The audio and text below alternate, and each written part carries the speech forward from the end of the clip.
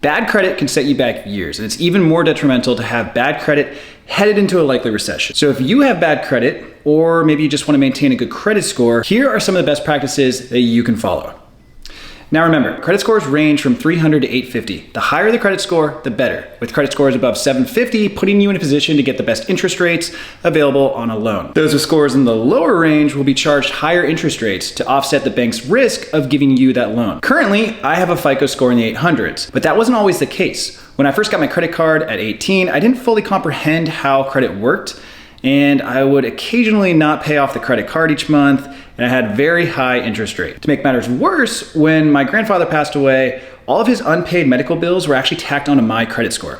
You see, we have the same name. I'm the third in the family, my dad is junior, but somehow his bills were mistakenly placed on my record, and my score dropped into the low 400s, which I had to fight to have it removed. I knew I needed to get my credit up, especially knowing that I wanted to start buying real estate someday, since your credit score is basically a report card that your bank and lenders look at when they're evaluating whether or not to give you credit or a loan. Essentially, without credit scores, banks would have no idea how responsible people are at paying back their loans or how likely they are to default in the future. They're also used to dictate what kind of interest rates you can achieve. So the riskier you are, the higher the rate, the less likely you are to default, aka a higher credit score, then the lower interest rate you can get. Credit scores and interest rates are essentially inverse of each other. As one goes up, the other goes down. But the problem was, back in the day, my credit score was in the 400s, which is terrible. Even though I was fighting the medical bill records, it was taking forever, as I'm sure anybody who's ever fought a credit score report can attest to. So what exactly goes into factoring your credit score? Or what goes into a bad credit score? Well, there are several, but one of the most important is the age of your credit or how long you've had your accounts open. So the longer your credit history, the higher your score will go. That's why the easiest first step you can take is to get a credit card if you don't already have one, and you can use tools like NerdWallet or Credit Karma to find good recommendations for first-time credit card users and cards to help build credit. Keep in mind, the credit age calculation is not dependent on you actually using the card or not. It's just if the account is open and active. Some cards may require an annual fee or a minimum spend, so make sure you do your homework before you get a card. I'll cover more on this later in the video, so be sure to stay tuned. Now, let's say you get the credit card or you're already somebody who has one. Well, the next factor that is really important is the utilization rate, or what percentage of credit you are using. The smaller the utilization rate, the better. For example, if you were approved for $10,000 worth of credit and you have a $2,000 balance, then you have a 20% utilization rate. Generally, you want to be lower than this, like 10% or lower, paid off each month for best practice. But on the flip side, an $8,000 balance would be way worse against a $10,000 credit line. Now, it's important to remember that credit agencies add all credit and utilization together. So if you have 3 credit cards, all with $10,000 of approved credit, you would be on record of having $30,000 of credit available. If you have balances on all three of those would be factored into the overall utilization rate. Another really important factor is the credit mix, or the types of credit that you carry. Just having a credit card is a good start, but also having a mortgage or a car loan or other types of loans will create a nice mix of credit and show the banks that you're able to handle all those different types of credit. I'm in no way suggesting that you run out and obtain a bunch of loans, but keep in mind that diversification of credit will help your score in the future, assuming you pay everything on time, monthly, and stay on top of your debts. So those 3 factors are really important, and they all revolve around obtaining credit. But what about applying for credit? Believe it or not, you need to be careful here too. When you apply for credit, you're hit with either a soft or a hard inquiry. Essentially, when a bank or lender checks your credit, depending on the type of credit check or inquiry, it will show up on your credit report and can actually damage your credit. Wait, what? Yeah, you heard that right. Applying for credit can actually damage your credit. Well, let me explain. A soft inquiry in almost all situations will not impact your credit. Soft inquiries are usually used for small loans like, buy now, pay later program like Affirm, or maybe you're doing like the Apple, iPhone upgrade program, where you technically have like a really small loan. They typically do a small inquiry for that, or a soft inquiry.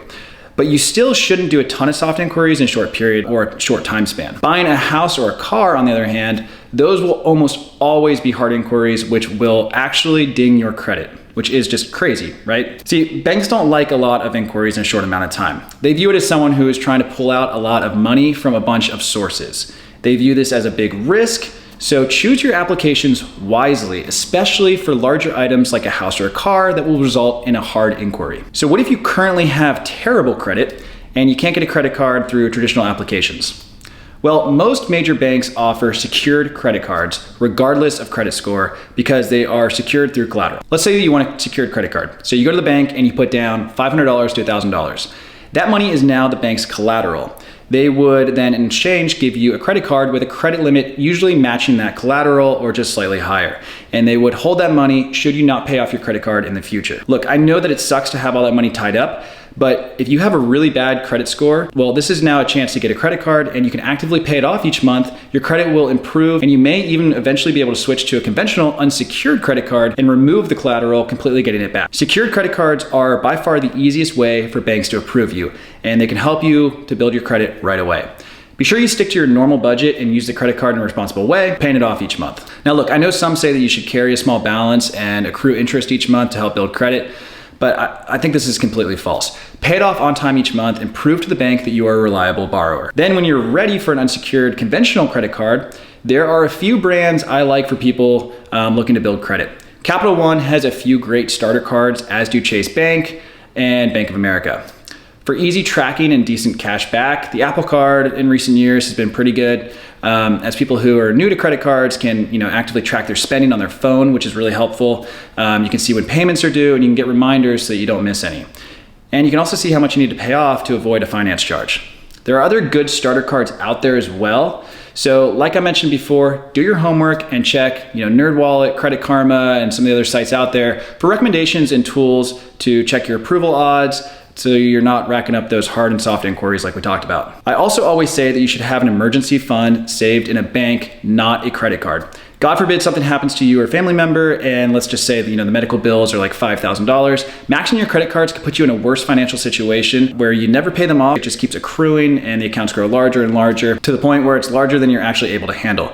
Saving cash in the bank for an emergency will allow you to avoid racking up dangerously high amounts and offer a cushion for you should you ever need it. Banks like Ally currently offer really good saving rates. At the end of the day, your credit card journey is just that. It's your credit journey. And it's up to you to be a good, responsible borrower and manage your debt. Your parents, spouses, bankers, etc. cannot do this for you. It's on you to manage your spending and make sure that you are paying off your credit card on time each month. Set a budget, monitor your spending, and don't let it get out of hand. Well guys, I hope this video was helpful, and don't be stressed or deterred. Building credit is a necessary evil in all of our lives, and it can be done through proper planning and budgeting. Thanks again for watching today's video, and I'll be sure to see you next time.